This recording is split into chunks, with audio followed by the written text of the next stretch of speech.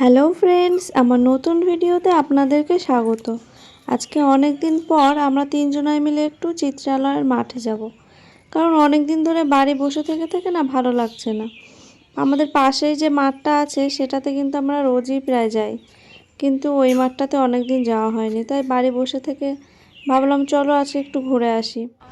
তো দেখো, এই যে আমরা মাঠটাতে পৌঁছে গেছি। বাড়ির থেকে আসতে মোটামুটি 3-4 কিলোমিটার দূরত্ব।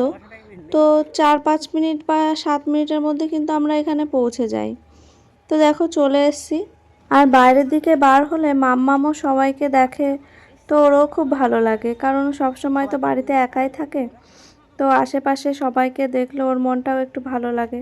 এই মাঠটায় ঢোকার একটু আগে দেখলাম অপোজিট সাইডে ফ্লাওয়ার অ্যান্ড ভেজিটেবল শো হচ্ছে 2025-এর।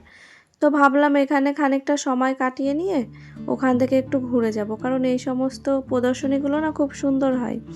কারণ আমি এখানে দুর্গাপুরের বিধাননগরে একবার গেছিলাম, সেখানেও দেখেছিলাম খুব সুন্দর ফুল বলো, শাকসবজি খুব সুন্দর লাগছিল দেখতে। তো ভাবলাম এখানে কিছুটা সময় কাটিয়ে যাওয়ার সময় ওখান থেকে একটু ঘুরেই যাব। দেখুন মাম্মামা কতটা আনন্দ করছে। এই প্রোগ্রামের সম্পূর্ণটাই কিন্তু আয়োজন করা হয় দুর্গাপুরের স্টিল প্ল্যান্টের তরফ থেকে। তো চলুন যাই, দেখি কেমন লাগছে, ঘুরে আসি। বলো, আমাদের গাছগুলোও তো নিয়ে আসতে পারতাম।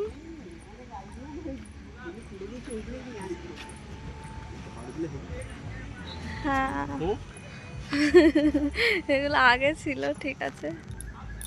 এটা কিন্তু একটা পার্ক। এই সম্পূর্ণ অনুষ্ঠানটাই আয়োজন করা হয়েছে এই পার্কটির ভিতরে। এই পার্কটির মধ্যে আমি না আসলেও ও আগেও অনেকবার এসছে এখানে। তো আমি এই প্রথমবার যাচ্ছি। তো দেখুন খুবই সুন্দর লাগছে, কিন্তু চারিপাশটা কত সুন্দর লাইট দিয়ে সাজিয়েছে। আর যে রাস্তাটা দেখলেন, রাস্তাটার অপোজিট সাইডেই ওই মাঠটা ছিল।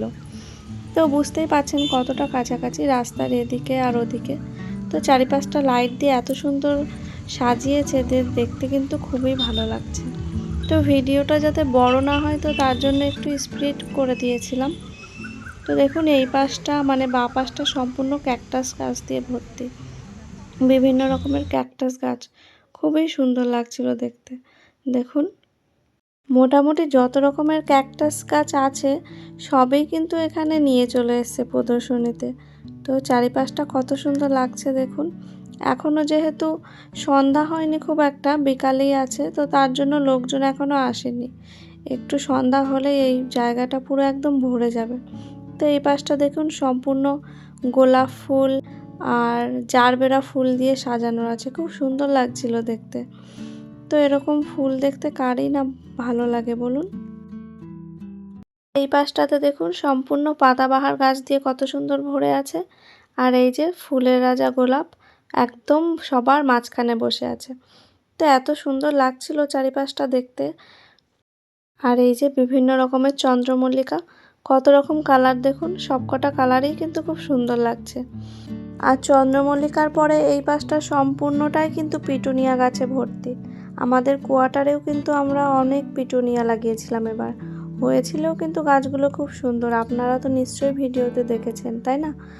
আর দেখুন প্রত্যেকটা গাছেই কিন্তু টিকিট নাম্বারে এই গাছগুলোর নাম খুব সুন্দরভাবে লেখা আছে, তো যাতে বুঝতে অসুবিধা না হয় যে কোনগুলো কী গাছ।